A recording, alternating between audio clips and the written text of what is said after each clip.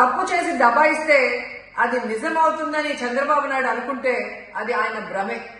జనాన్ని మాయ చేసినట్టు శ్రీవారిని మోసం చేయాలంటే కుదరదన్న విషయం చంద్రబాబు నాయుడు తెలుసుకోవాలి. నిన్న జగన్ గారు తన తిరుమల పర్యటన మీద స్పష్టంగా ప్రెస్ మీట్ పెట్టడం జరిగింది. అయినా దాన్ని ఒప్పుకోకుండా చంద్రబాబు నాయుడు తప్పుల మీద తప్పులు చేస్తూ మళ్లీ మాట్లాడతాడు. జగన్మోహన్ రెడ్డి గారు తిరుమల రావడానికి భయపడుతున్నాడు, డిక్లరేషన్ ఇవ్వబడుతుంది కాబట్టి ఎస్కేప్ అవుతున్నాడు అని చెప్పి సూటిగా చంద్రబాబు నాయుడు గారికి చెప్తున్నా. చంద్రబాబు నాయుడు జగన్ గారి దమ్ము ధైర్యం గురించి రాష్ట్ర ప్రజలందరికీ బాగా తెలుసు. నిన్న కూడా ఆయన భయపడేవాడైతే అంత స్పష్టంగా ప్రెస్ మీట్ పెట్టి ఏ విధంగా తన మతం మానవత్వం, తను ఏ విధంగా బైబిల్ చదువుతారు, బయటకు వచ్చినప్పుడు హిందువుల మనోభిప్రాయాన్ని గౌరవించి గుళ్లకు వచ్చి పూజలు చేస్తారు, అలాగే మసీదులకు వెళ్లి ఎలా పూజలు చేస్తారు, అలాగే సిక్కుల్ని గౌరవించి ఎలా వాళ్ళ పూజలు చేస్తారో చెప్పడం జరిగింది. ఈ రోజు మీకు క్లియర్ గా తెలుసుకోవాల్సిన విషయం, మీకు దేవుడు అంటే భయం భక్తి లేదు కాబట్టి ఏంటనేది మీకు అర్థం కాదు. కానీ ఒక భక్తుడికి దేవుడి దగ్గరికి వెళ్ళాలి అన్నప్పుడు ప్రశాంతమైన వాతావరణంలో వెళ్ళాలనుకుంటాడు, ప్రశాంతంగా భగవంతుడిని పూజించాలని అనుకుంటాడు. కానీ ఈ రోజు మీరు జగన్మోహన్ రెడ్డి గారు తిరుమలకు వస్తారని అనౌన్స్ చేసిన దగ్గర నుంచి బీజేపీలో కొందరు, జనసేన, తెలుగుదేశం పార్టీ ఎలా అలజడి సృష్టిస్తున్నారో అందరూ కూడా గమనిస్తున్నారు. ఏ విధంగా అలిపిరి దగ్గర మేము అటాక్ చేస్తాం, అడ్డుకుంటామని చెప్పటం, అలాగే వైఎస్ఆర్ కాంగ్రెస్ పార్టీ నాయకులందరికీ, కార్యకర్తలందరికీ నోటీసులు ఇచ్చి జగన్మోహన్ రెడ్డి గారి పర్యటనకి పర్మిషన్ లేదు కాబట్టి ఎవరొచ్చినా అరెస్ట్ చేస్తామన్నట్టుగా భయభ్రాంతులకు మీరు ఎలా గురి చేశారు. అండ్ ఈరోజు కుల రాజకీయాలు చేసి రాష్ట్రాన్ని భ్రష్టు పట్టించడమే కాకుండా మత రాజకీయాలు కూడా మీరు ఎలా చేస్తున్నారో అందరూ కూడా గమనిస్తున్నారు. ఇలాంటి వాతావరణంలో దర్శనం చేసుకోలేము కాబట్టే జగన్మోహన్ రెడ్డి గారు ఏ విధంగా ఆ తిరుమల ట్రిప్ ని క్యాన్సిల్ చేసి తన అభిప్రాయాల్ని ప్రెస్ ద్వారా ప్రజలకి తెలియజేయడం జరిగింది. సో నిజమైన భక్తుడు జగన్మోహన్ రెడ్డి గారు ఎప్పుడైనా మళ్లీ వెళ్లి వెంకటేశ్వర స్వామిని దర్శించుకోగలరు. 5 సంవత్సరాలు తన తండ్రి మరి ముఖ్యమంత్రిగా వెంకటేశ్వర స్వామికి పట్టు వస్త్రాలు ఇచ్చారు.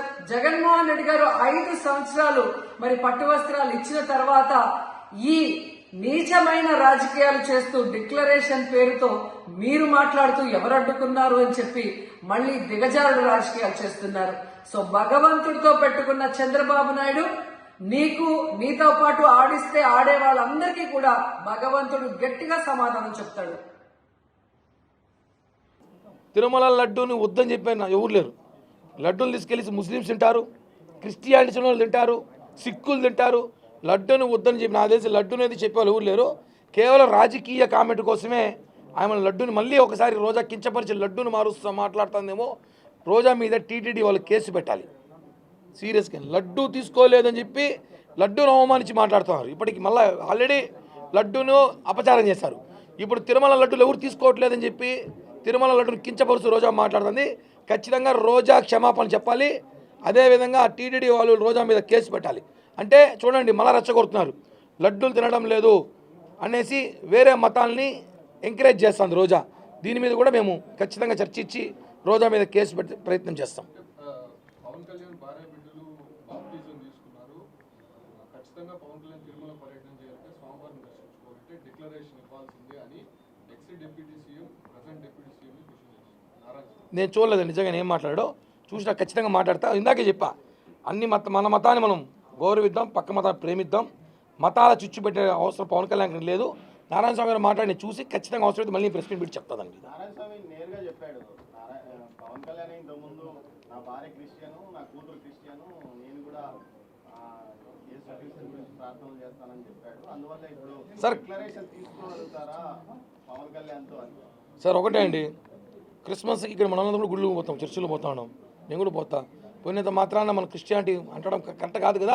అది ఏం మాట్లాడి చూస్తాం, వాస్తవం కాదు చూసి దాన్ని బట్టి కూడా మేము మాట్లాడతాం ఖచ్చితంగా. ఎందుకంటే మతాల మధ్య చిచ్చు పెట్టే ఆలోచన జనసేన పార్టీ చేతి మేము చెయ్యం.